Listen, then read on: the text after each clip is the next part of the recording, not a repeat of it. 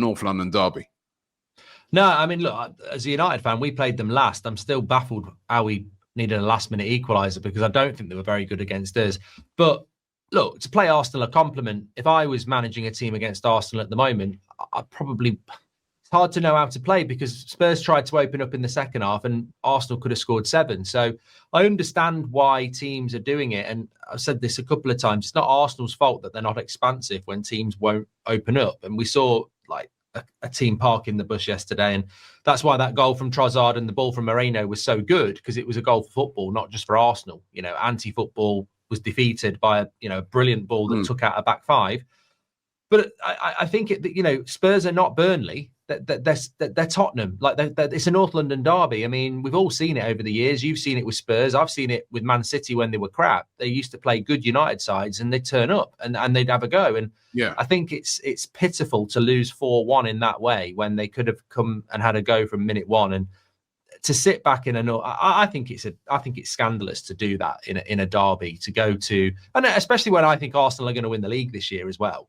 And Spurs are contributing to it by just not bothering to turn up. I thought it was shameful, really. But I don't know whether I blame Thomas Frank. I think I blame Spurs' identity, really. They are such a light switch team. He probably thought if we go there and have a go, they won't have a go. Spurs have got big problems. I saw people yesterday saying they're worse under Thomas Frank than they were under Ange. I mean, Ange lost over 20 games. Come on, let's get real. But they were miles off it. It was a good goal by Richarlison. But apart from that, I mean, Arsenal were actually... I mean, as he could have had 4 or 5. It was a daunting performance from Arsenal. And I think for all those people out there that don't want Arsenal to win in the media or even in your own fan base, that yesterday was a statement of, I know Chelsea's a difficult game next week, but they just look like they're capable of dealing with anything at the moment, Arsenal. And fair play. They're the best team in the league by a very long way. Yeah, it was a great win. Listen, it's North London derby, right? It's one of those games that, as an Arsenal fan, every year it's the first game you look at. It's the game you want to win, but to win it in such emphatic fashion was brilliant. And I think Thomas Frank, you are right. Big Ange was worse, but Thomas Frank's under pressure. I mean, I don't know how many losses that is now, but that's quite a few, isn't it? Like, we've got Bournemouth. They've lost to us. It's got to be about 5 defeats now for him. You know, he's starting to get to that stage.